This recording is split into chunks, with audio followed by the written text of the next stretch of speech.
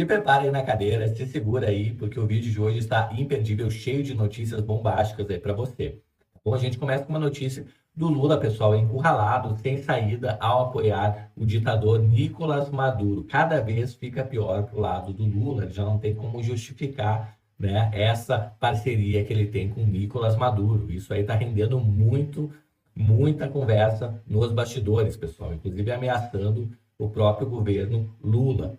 Maduro, por outro lado, acaba ameaçando, pessoal, Porto Rico, tá, com tropas do Brasil. Exatamente isso.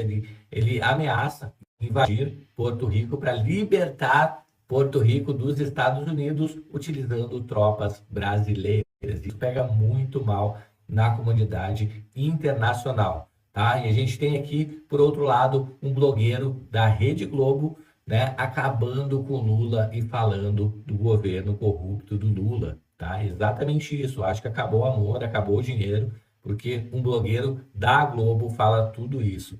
Além disso, o jornalista Glenn Greenwald, ele fala aí verdades sobre Alexandre de Moraes, pessoal. Tudo isso e muito mais nesse vídeo. Então, sem mais delongas, já vamos aqui para a nossa enquete. Já me fala aí, você acha que Trump deveria convidar Lula para a sua posse? Sim ou não? Sem enrolação. E já vamos aqui para a nossa primeira notícia, pessoal. Groenlândia quer fortalecer laços de defesa e mineração com os Estados Unidos, diz autoridade. Então, o presidente eleito dos Estados Unidos, Donald Trump, expressou o seu interesse em anexar o território da Groenlândia por questões estratégicas para os Estados Unidos, pessoal. O Trump, que vai assumir agora dia 20, retomou aí da semana passada uma ideia lançada durante seu primeiro mandato de adquirir a ilha ártica estrategicamente importante e ricas em minerais, e descreveu o controle norte-americano da Groenlândia, um território semi-autônomo da Dinamarca, como uma necessidade absoluta. O que será que o Trump está vendo na Groenlândia que outros não estão? Bom, Egede diz que seu governo está procurando maneiras de cooperar com os Estados Unidos e que está pronto para iniciar um diálogo com o novo governo de Trump, mas enfatizou que caberia a ele decidir como proceder. Ou seja, né, pessoal? Então, existe sim uma vontade de cooperação mútua entre Groenlândia e Estados Unidos.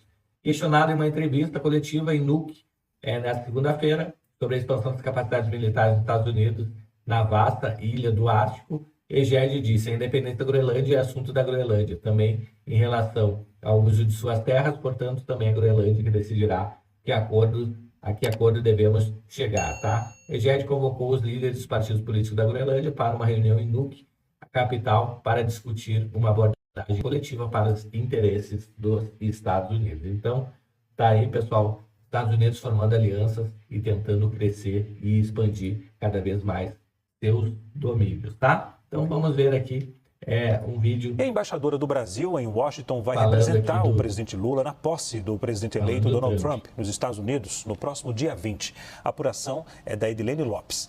Edilene, isso mostra o distanciamento entre os Estados Unidos e o Brasil? Leandro, de certa forma, mostra assim o distanciamento. É a mesma estratégia que foi adotada pelo presidente Lula em relação à posse de Nicolás Maduro na Venezuela. A embaixadora em Caracas foi quem representou o Brasil na posse de Nicolás Maduro. O mesmo vai acontecer com Donald Trump. A embaixadora brasileira em Washington, Maria Luísa Viotti, vai representar o governo brasileiro na posse de Donald Trump no próximo dia 20. Na verdade, o convite de praxe ele é feito para o corpo diplomático. O convite dos Estados Unidos não é nominal, feito ao presidente Lula. Então, protocolarmente, Lula vai enviar a embaixadora. Poderia enviar o vice-presidente da República, Geraldo Alckmin? Poderia. Poderia enviar Mauro Vieira, ministro das Relações Exteriores? Também. Mas optou por seguir o protocolo. E desta vez, quem quebrou o protocolo foi Donald Trump. Como de praxe, o convite é feito para o corpo diplomático. Desta vez, Trump escolheu alguns líderes mais posicionados à direita e os convidou nominalmente. Foi o que aconteceu, por exemplo, com o presidente argentino, Javier Milei, que foi convidado, e também o ex-presidente Jair Bolsonaro, que recebeu o convite. Então, a posição de Donald Trump é clara e a posição do presidente Lula também. A embaixadora que vai representar o Brasil na posse de Donald Trump, ela foi nomeada para o cargo em 2023, é a primeira mulher a ocupar este posto e ela é mineira de Belo Horizonte, Leandro. Então, claras as posições, tanto de Trump quanto de Lula. Um convidou genericamente, como é de praxe, o corpo diplomático, o atual presidente, que está em campo político diferente, e o outro resolveu também enviar apenas um diplomata e não vai comparecer à posse, que é no próximo dia 20. Ok. Obrigado, viu, Edilene, pela participação pessoal, aqui no Arena. Então aí, Trump só convidando protocolarmente a embaixadora do Brasil, não convidou Lula, né? E me diz aí nos comentários o que você acha dele não ter convidado o Lula. Se realmente o Lula merecia não ser convidado ou se merecia ser convidado como presidente do Brasil, tá bom? Então, próxima notícia que falar em Lula, a gente vai falar do amigo do Lula, tá? Então, governadora de Porto Rico, pessoal, pede ajuda de Donald Trump após ameaça de Maduro. No último final de semana, Maduro sugeriu que tropas brasileiras, exatamente isso que eu estou falando aqui, tropas brasileiras poderiam participar de uma ação para libertar, entre aspas, Porto Rico do domínio dos Estados Unidos, pessoal. Olha que vergonha, um ditador que nem o Maduro não tem vergonha na cara de falar uma coisa dessas, né? E ainda colocar o Brasil numa roubada, né? O amigo dele, Lula, numa roubada. A governadora de Porto Rico, Jennifer Gonzalez, pediu ajuda de Donald Trump após Nicolás Maduro sugerir o uso de tropas brasileiras para libertar a ilha caribenha controlada pelos Estados Unidos. A informação foi divulgada pela Política nesta segunda-feira. Então, no último sábado, né, o ditador Nicolás Maduro sugeriu o envio de tropas estrangeiras para libertar Porto Rico. Ilha localizada no Caribe, está sob controle dos Estados Unidos desde o século XIX. E eu nunca vi ninguém reclamando disso, pessoal. Maduro sugeriu que militares brasileiros poderiam participar em uma ação no território porto-riquenho. Vamos ouvir aqui a governadora de Porto Rico, pessoal, enquadrando o Maduro. A governadora de Porto Rico reagiu hoje às declarações do ditador venezuelano Nicolás Maduro sobre usar tropas brasileiras para libertar a ilha caribenha do domínio dos Estados Unidos. Em uma carta ao presidente eleito, Donald Trump, Jennifer Gonzalez afirmou que a declaração é uma ameaça aberta aos Estados Unidos. No documento, Gonzalez pede uma resposta da administração do republicano às declarações feitas por Nicolás Maduro. Jennifer Gonzalez também comentou as declarações em um evento no Senado. Y hoy precisamente uno de esos dictadores habla de que quiere invadir a Puerto Rico con las fuerzas militares. Pero este pueblo habló más claro y contundente en cada elección libre y democráticamente escogiendo su gobierno, con sus representantes de todos los partidos, que representa la democracia donde no se arresta el que se piensa distinto. Así como en el norte tienen una agenda de colonización, nosotros tenemos una agenda de liberación. Y la agenda nos la escribió Simón Bolívar. Está pendiente la libertad de Puerto Rico y la lograremos, Brennan, con las tropas de Brasil. Com as tropas do Brasil. Y Abreu de Lima ir al frente. Batalhão de Abreu de Lima para liberar Puerto Rico. ¿Qué te parece? Vergonha, né, pessoal? Fazendo o Brasil passar essa vergonha internacional do Lula ser amigo do Maduro. Tá aí, né? Então, é isso que a gente recebe em troca, mais descrédito, virando totalmente palha internacional.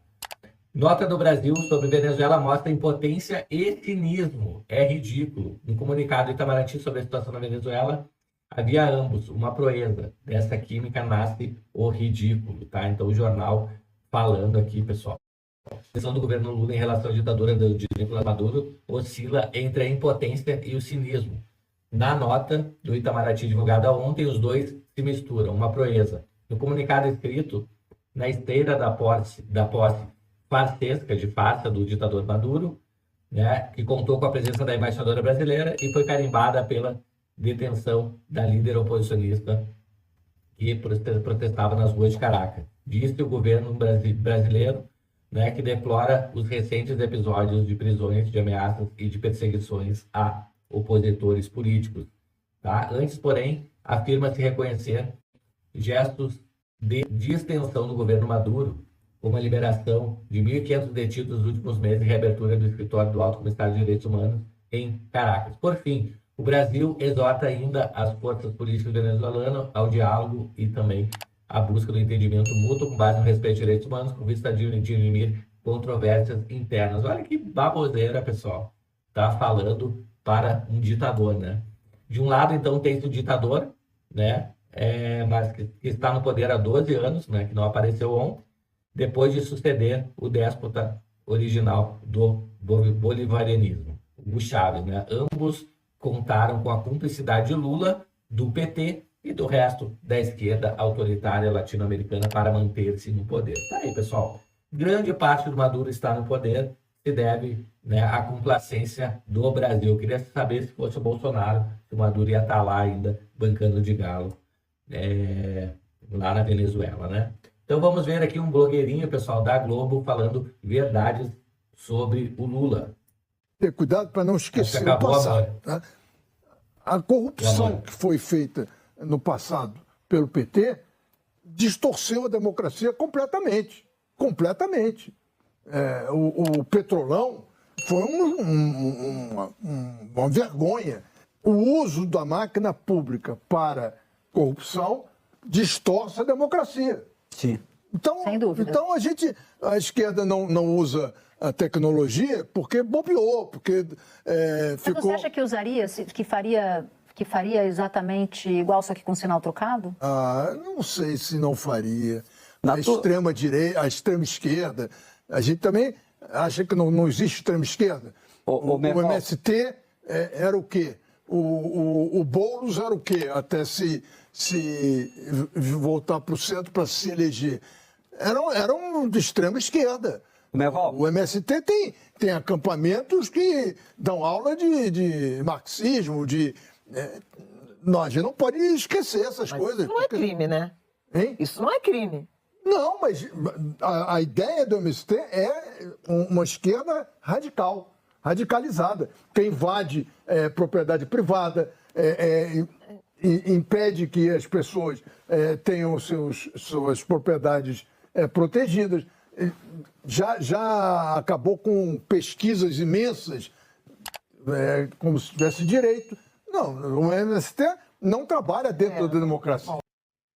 Tá aí, pessoal. Então, nem o blogueirinho da Globo, né, o Merval, ele consegue, né, passar pano mais para o governo Lula, né? Deve ter acabado o dinheiro, né? Vamos ver aqui o que o William Uma fala revisão aqui. de contratos do programa Desenrola Fiéis assustou os estudantes que aderiram à renegociação de dívidas de financiamento estudantil. A Thaís aderiu ao Desenrola Fiéis e conseguiu desconto de 92%. A dívida de R$ 83 mil caiu para R$ 7.500. Ela já pagou 7 das 15 parcelas de R$ 500, mas quando baixou na internet a prestação que vence em agosto, teve um susto. Eu me deparei com um boleto de R$ 2 mil e meu saldo devedor em R$ 17 mil. Ou seja, né, praticamente triplicaram a minha dívida. Você não tem condição de pagar? Não tenho. E aí meu medo é... Porque se eu não pagar, eu vou perder, né, e vai voltar. Aí, governo Lula desfazendo o que o Bolsonaro fez, dando anistia para estudantes, pessoal. E agora o Glyn ordered X when this judge in particular, who basically rules the country, sort of like the unelected king, Brazil ordered X banned from the country. The president of the country, at least nominally, is Lula da Silva, who actually is on the left. And as I said, the left hated this judge for a long time and now it worships him, and Lula supports everything he does.